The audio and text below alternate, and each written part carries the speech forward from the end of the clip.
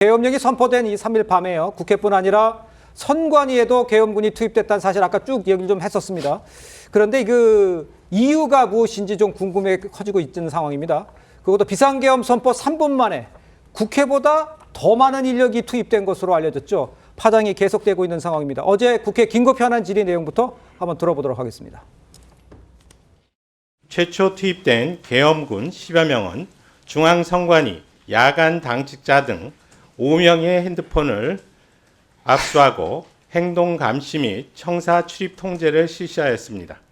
추가 투입된 100여 명은 1층 로비 등에서 경계 작전만 실시하였으며 총 3시간 20여 분 동안 점거하였습니다. 선관위를 꼭 집어서 특별한 조치를 한 이유는 뭡니까? 그것은 제가 모르는 사실입니다. 본인이 지시를 해놓고 몰라요? 지시한 사항이 없었습니다.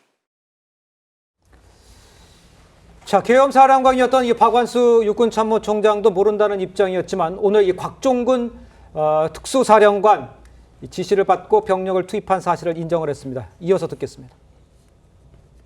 선관위 이런 것들은 저희가 평상시에 가지 않던 곳이기 때문에 제가 제일 먼저 선발대 개념을 먼저 빨리 보내서 위치를 좀 확인해보고 거기를 어떻게 가는지 이 부분을 좀 확인을 좀 시켰습니다. 국회보다 먼저 도착을 해서 거기에 작전을 펼쳤던데요. 임무를 시설 애각을 확보하고 경계하라고 임무를 줬기 때문에 그 확보 경계할 위치를 확인하기 위해서 그 주변에서 있다가 임무 중지 지시를 내려서 다 복귀를 위한 재직결지로 들어왔습니다. 그래서 실질적으로 실제 작전으로 들어간 인원들은 없었습니다.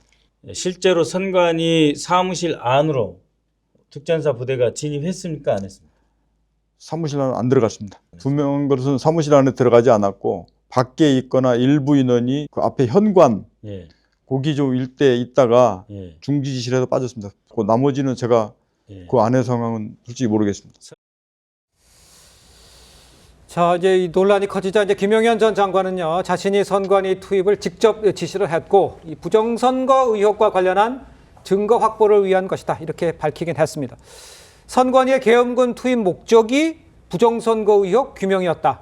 뭐 이거를 뭐 인정을 한 거라고 성치훈 부위원장께서 뭐 이런 내용에 대해서는 어떻게 보십니까? 사실 우리가 국회 그 12월 3일 밤에 선관위로 계엄군이 간 거에 대해서는 다들 처음 듣고 의아했었죠. 대체 왜 선관위로 갔지? 국회로 간 것도 참 부적절하다고 생각했지만 선관위로 대체 간 이유가 무엇일까를 두고 이유가 많았습니다. 근데 다양한 설들이 나왔었는데 일단 김명현 전 국방부 장관은 얘기한 것은 이 부정선거와 관련된 자료를 확보하기 위해 갔다.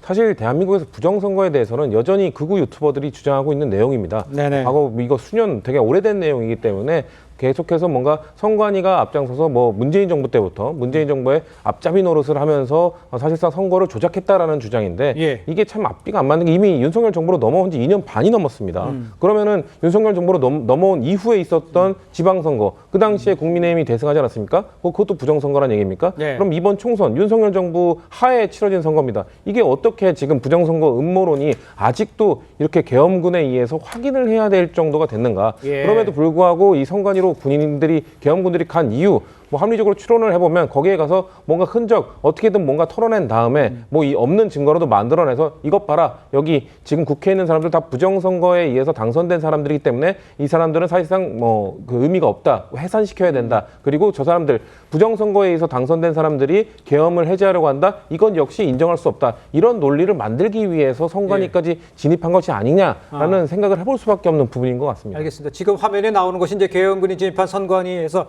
CCTV가 이제 공개된 내용이고 아까 좀 전에 그 사진들은 가서 이제 그 서버실에서 사진을 찍는 모습까지는 다 CCTV에 지금 사진으로 나와 있는 장면들을 시청자들께서 직접 보시고 계십니다. 지금 저 장면도 같은 사진이고요. 예, 먼저 말씀해 주시죠. 저는 사실 그날 저녁에 그 계엄군들이 선관위 들어갔다고 했을 때 좀 정말 좀 의아했거든요. 우리가 그동안 익혀봐왔던 그 계엄군들의 행태를 보면 사실 뭐 이 방송사라든지 상당히 사회적인 전파, 여론의 전파력이 큰 그러한 언론사들을 장악을 하고 그리고 또 예를 들면 시위가 벌어질 수 있는 핵심적인 장소라는 대학가를 먼저 봉쇄를 한다든지 그런 것들이 전형적인 그 한국 정치에서 보여줬던 계엄군들의 행동의 패턴이었는데 네네. 이번에 선관위로 들어갔어요. 그리고 어제 국회 진술에서 나온 걸 보니까 사실 엄청나게 빨리 들어갔더라고요. 대통령이 맞아요. 3분 만에 지금 3분 만에 들어갔고요. 그리고 국회에 출동한 병력보다 선관위를 간 병력이 더 많아요.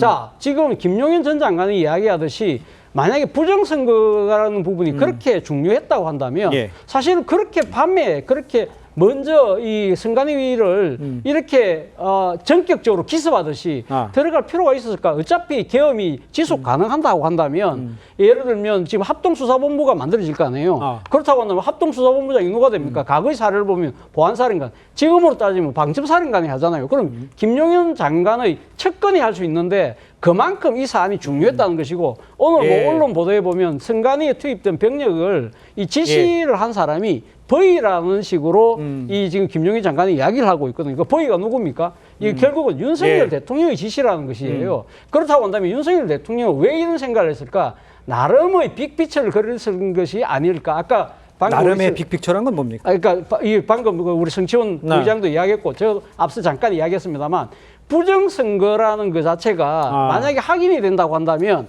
그러면 지난 총선은 무효다.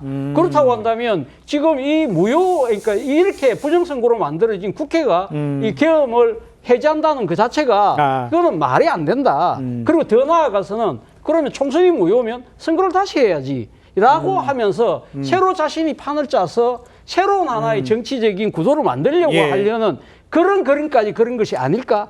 만약에 그런 생각이 제 내피셜이 아니고 진짜 그런 생각을 가지고 있다면 그거야말로 국헌을 물러나는 이게 하는 일종의 뭐랄까요? 폭동을 넘어서 상당한 이 지금 내란에 해당되는 것이 아닐까라는 생각이 든다는 겁니다. 가장 먼저 선관위를 갔다는 것이 이제 부정선거 의혹 규명의 이게 중요한 개입 목적이다. 뭐 이 얘기를 하시는 것 같은데 여기에 대한 답과 내일 어떤 일이 어떻게 전개될지를 좀 전망까지 합쳐서 좀 해주세요. 그러니까 일단 그 국회의원들이나 정치인의 체포조만큼이나 이 선관위에 집중했다라는 것은 결국 그동안 조금 논란이 되었던 대통령이 너무 극우 유튜버 방송 같은 거에 너무 심취해 있는 거 아니냐라는 의혹이 있었는데 이게 어느 정도 사실로 입증되는 그런 정황까지 나오기 때문에 매우 더 탄핵 여론이 심해질 것으로 보이고요.